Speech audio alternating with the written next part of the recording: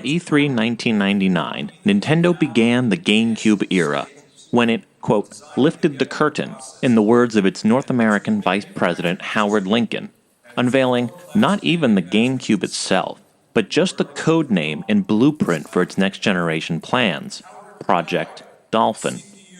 They were making some announcements so as to keep some of the industry's attention on them, as Sega geared up to kickstart the next generation in a few months with the launch of the Dreamcast, and Sony was taking the wraps off the PlayStation 2 for all the world to see.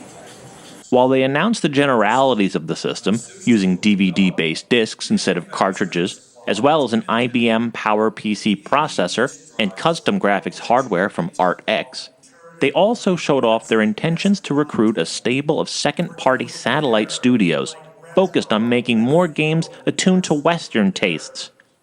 This included Rare, Left Field Productions, Nintendo Software Technology, and Factor 5. But they weren't done building up this bench, and in fact, one of their next partners was waiting out there on the show floor for them. A little studio called Silicon Knights was showing a very slick and well-designed survival horror game for the Nintendo 64 it called Eternal Darkness. The game was a standout for its incredibly detailed graphics on the aging system, with high-resolution textures, fully 3D environments when Resident Evil was still using static backgrounds. It managed to run in the Nintendo 64's high-resolution mode of 640 by 480i at 30 frames per second without the use of the expansion pack, a feat no other game on the system had managed to do. It was such an accomplishment, Nintendo representatives examined the development system the game was running on to make sure there was no hidden extra hardware running this game. With this impressive showing, Nintendo extended an offer to Silicon Knights to make them a second-party partner studio to the console maker, which began a new and promising collaboration between the two companies. If Silicon Knights was known for anything before this point, it was as the developer of the well-regarded Legacy of Kain game for the PC and PlayStation, which told a very complex and mature gothic tale about the rise of a vampire king. Although Eternal Darkness was an entirely new intellectual property, it certainly bore the stamp of the same studio, since it featured various characters at different places in history, journeying through set-piece environments and encountering very macabre enemies. Nintendo Power took the same level of interest in this promising new exclusive title as Nintendo itself did, giving it a highlight in its post-E3 issue detailing some 10 playable characters and explaining the game would feature a new measurement of character well-being called a sanity meter that would play off the horrors the player would encounter, and if exposed to these kinds of things, would eventually drive the player's character insane and significantly alter the game and the gameplay. After going away following E3 1999 and negotiating a new partnership to bring Silicon Knights into Nintendo's orbit, both companies emerged in May of 2000, right on the eve of the next E3 show, to announce that Silicon Knights would officially become a second-party studio.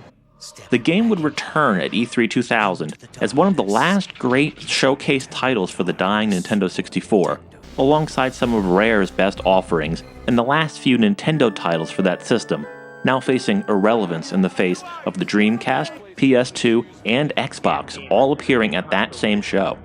But for one of the last great games, it was shaping up to be possibly the greatest.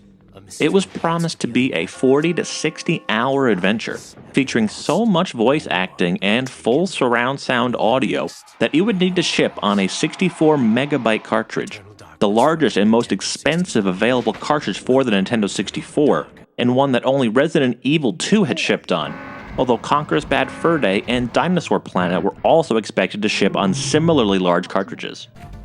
The graphics were still cutting edge for the Nintendo 64, and promised to take advantage of the expansion pack simply for additional graphical effects on top of the impressive engine they had built. The game had grown even further, to now feature 13 playable characters, with the E3 demo showing 3 of those. It also showed how the sanity meter would affect the game as the playable character started babbling incoherently, the walls began bleeding, and the player's head would fall off, all being revealed to be a hallucination in a quick flash. In an interview during the show, the head of Silicon Knights, Dennis Dyack, said that Eternal Darkness was aiming to be more of a classical good versus evil story and to outdo Resident Evil's more B-horror movie vibe for something more befitting of a good book. The game continued to impress at E3 2000 and was slated appropriately for release on Halloween of 2000. However, just a few months later, Nintendo would quietly move the release date from Halloween to early 2001, signaling some of the first slippage for the game and opening the question of whether it was destined for the Nintendo 64 at all. Since E3, Nintendo had now shown the world the GameCube, and Silicon Knights had said this would be their last project for the N64, and they would be moving on to the Dolphin after this. As 2001 dawned, rather than show up on shelves, Eternal Darkness would disappear from Nintendo's release list, including from Nintendo Power's Coming Soon section, a fate also shared by Rare's much-hyped Dinosaur Planet game as well. But they would not remain out of sight for long, as they both re-emerged at E3 2001 as Nintendo showed off the fruits of its efforts to recruit new Western studios to bolster the GameCube's lineup. Silicon Knights would be one of those much-vaunted partners, and Eternal Darkness would show up again with a major graphical rebuild for the next-generation system. It was now going from being a cutting-edge N64 game to a cutting-edge GameCube game, with volumetric fog effects, rendered reflections, bump mapping, and ray-traced light mapping, all with 24-bit, full-screen color anti-aliasing, and running at a rock-solid 60 frames per second. Loving to talk about their tech and show how much they had upgraded the game, and not just ported an impressive N64 game, the developers told journalists that in the new GameCube build, one of the playable characters was made up of more polygons than an entire frame from the Nintendo 64 version, over 5,500 polygons.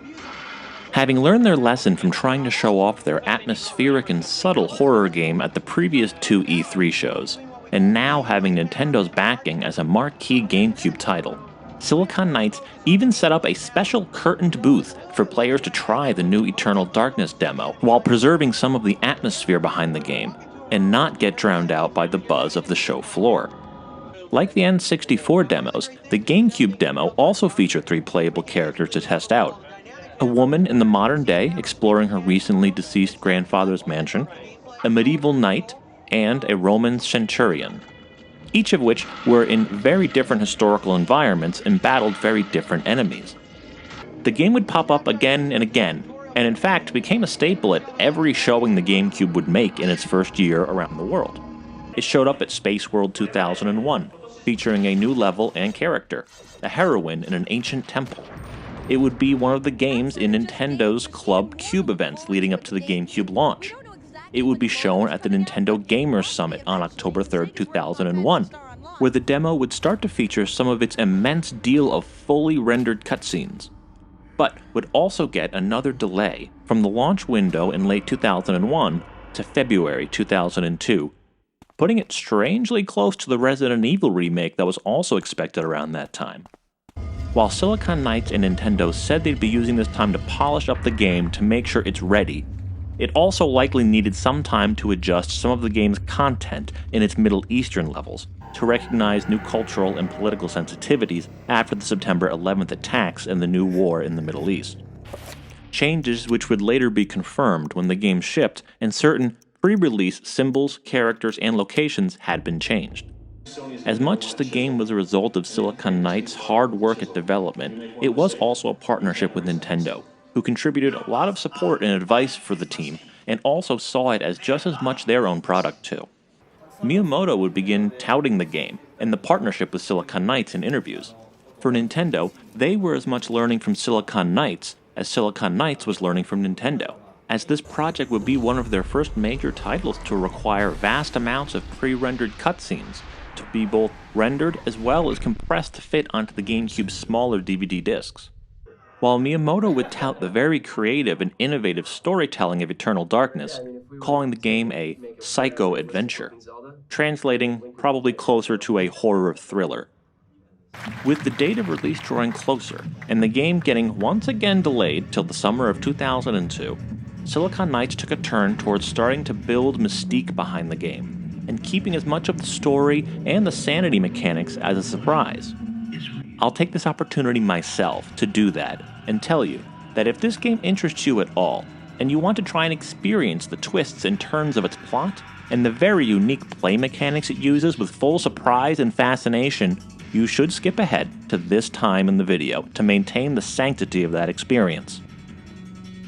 That aside, Silicon Knights went even further than giving a timecode skip, and said at the April 2002 Nintendo Gamers Day Summit that the demo they had brought with them actually included characters and environments that had been crafted just for that playable demo, so as not to give away too much of the final product.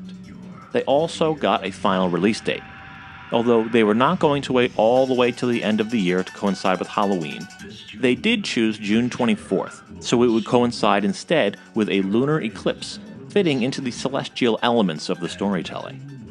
While they didn't want to share any details on what would go on inside the game, they shared plenty of details on what technical features players would enjoy.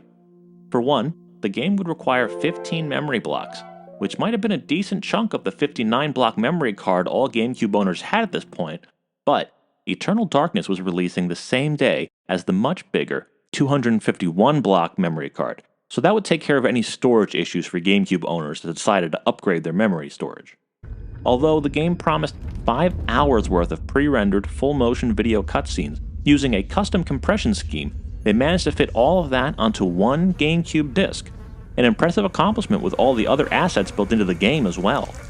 Plus, they will be checking all of the boxes for cutting-edge technical features with widescreen 16:9 support and 480p video output, as well as being only the second game after Rogue Squadron 2 to use Dolby's ProLogic 2 surround sound, thanks to Factor 5's Music's toolset. After the success the Resident Evil remake had in propelling the GameCube forward, Eternal Darkness was being eagerly awaited and heralding a new era for Nintendo, since this would be the first game the company published that would feature an M rating from the ESRB. And Nintendo was not hiding this, since they used it in their E3 2002 press conference to highlight their turn towards mature audiences, alongside some other GameCube exclusives like Resident Evil 0 and Metroid Prime. When the game finally shipped to retail on June 24, 2002, little over 2 years of anticipation finally came to a peak, and loyal Nintendo fans were treated to the first look at what the company could do with a new partner and a mandate to move into a mature setting, and they were not disappointed. After a cryptic but very pretty pre-rendered cutscene intro, you get met with a serene but dark title screen. You can see all the aforementioned technical features, 16:9 mode, surround sound, and subtitles, which can come in handy. Progressive scan needs to be set when you boot your GameCube though, but when you set the game to 16:9, you find one of the ways Silicon Knights managed to squeeze all of that full motion video onto the GameCube disc. It didn't add in 16:9 renders of those cutscenes. So when you start a game in 16:9 mode, you'll have the intro movies appearing sideboxed as 4:3 renders. The game and the menus all appear great in proper 16:9 aspect ratio, but the cutscenes are all going to be squished down to the original 4:3 size. You can turn off the 16:9 mode for the cutscenes and let your TV stretch the content out, which I went back and did so as to capture it that way. But then the game itself will be set to 4:3 as well. So rather than keep switching back and forth, I changed over to 16:9 once gameplay started and left it like that for the rest of my time. Story-wise, you play the role of Alexandra Roivas, as she's awoken in the middle of the night and summoned by the police to the mansion of her grandfather to witness his gruesome murder scene. But the lack of explanation for such a death of someone she was close to leads Alex to take the matter into her own hands and begin investigating the mansion herself. This is where she shortly after comes across a book made from what appears to be skin and bones, the so-called Tome of Eternal Darkness. Into this book, she is able to place in different pages that she discovers around the mansion and follow the stories of her ancestors through flashback levels to various points in history, all the way back to the Empire of Ancient Rome, where a centurion discovers and unleashes the forces of a celestial being poised to enter our own reality and vanquish the human race, along with the countervailing godlike entities that protect the current balance of life on Earth. The player actually chooses in this initial level which colored power Augustus the Centurion chooses to unleash an ally with, in turn dictating which opposite ends of the spectrum Alex ends up allying with to defeat him. This sets up multiple playthroughs of the game based on which sides of the Celestials are turned against one another and utilized by the player. By introducing these kinds of various cosmic power bases wielded by wildly alien creatures that do not align with any particular morality system, and instead a kind of cosmic chaos managed through power politics between these entities, Eternal Darkness very clearly breaks from any kind of typical human mono-myths, and instead turns to the works of the author H.P. Lovecraft for inspiration. A kind of mythology very rarely touched upon in video games, and that alone gives Eternal Darkness a very unique storytelling perspective. Aside from its storytelling, players also need to get used to the game's unique combat system, which you'll encounter right off the bat with each character, and may be confusing or intimidating at first. Your character locks onto an enemy character with the right trigger, much like Nintendo's famous Z targeting mechanism from the Zelda games. However, since most points in gameplay revolve around static camera angles, this is not so the player can stay focused when moving in 3D space. It's actually locked in so that the player can then highlight different segments of the enemy's body in order to launch attacks against different parts of the monster they face. This is an interesting and complex twist on traditional aim and slash fighting styles, but it quickly gives way to one incredibly simple and logical method. First, target an enemy's head and knock that clear off. This keeps the enemy from being able to drain your sanity and from being able to accurately locate or target you. As long as an enemy has a head, there's never any reason to do anything else. With their heads gone, they become quick work to just slash them a few more times until they die, including with finishing stabs to complete their demise and regain any sanity you might have lost. Once you have this combat system down, you'll actually find your sanity very rarely drops into a dangerous place. But you're not entirely out of the woods, as many other traps and obstacles, plus simple swarms of enemies, can still take a good chunk of your character's health. But you also have magic at your disposal that you can learn over the course of the game, and this includes the ability to heal yourself and restore that health. As you follow the adventures of each successive character in Alex's family tree, you learn new abilities and new magic spells, each of which builds upon the other to solve puzzles within the mansion and within subsequent levels in order to process the game, and they're incredibly well thought out and fit together, often like hand in glove. An incredible example of well thought out mechanics and level design working together. However, as I mentioned earlier, if you get adept at combat, you become much less likely to find out what a low sanity meter actually does. You'd probably have to intentionally subject yourself to enemies' gaze and let your sanity drain. But on your first playthrough, you're probably not going to be as adept and will likely run into the sanity effects that Silicon Knights crafted and were especially proud of.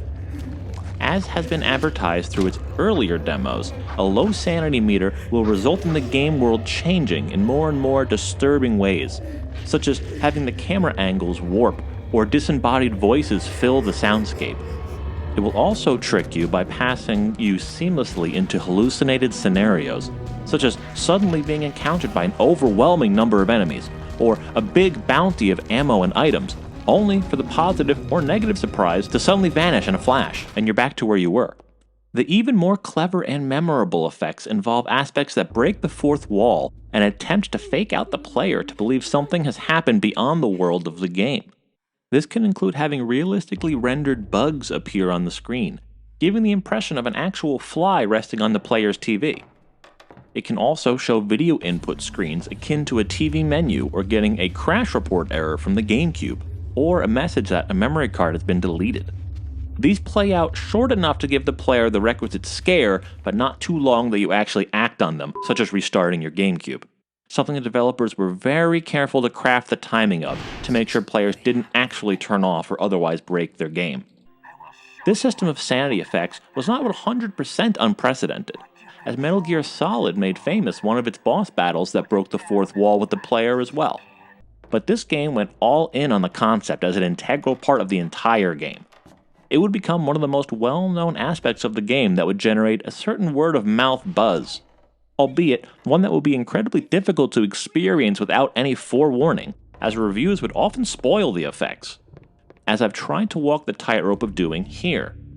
However, since some of these effects were a function of their time, and thus no longer make sense or carry believability on modern LCD HD TVs, some of the effects are also lost. Fortunately, the sanity effects are not a one-trick pony that the game relies upon. It really does tell an intricate and well-thought-out story built layer upon layer from each of a series of interesting characters, without the traditional need for the good guy to always win. Indeed, most of their lives are forfeit, as sacrifice to keep the darkness at bay, leading all the way up to Alex's role in putting the whole plot together. The graphics behind the game are also a showcase for the GameCube, as might have been hinted at by all the features they applied and the fact they were partnered directly with Nintendo. We finally have a game that outright rivals the work done by Factor 5 with Rogue Squadron 2, and is possibly the best-looking GameCube game to date, depending on which you consider more impressive. The open-space combat worlds of Star Wars, or the highly detailed, well-lit, atmospheric, realistic environments of the Eternal Darkness levels. The character models are a little more on the smooth-shaded and more fluid style, but the environments are absolutely standout. Some of the best seen in this generation of console games. In full 480p, this game still holds up and can be comfortably played on modern TVs without an issue, something few games going for more realistic style in that era could do.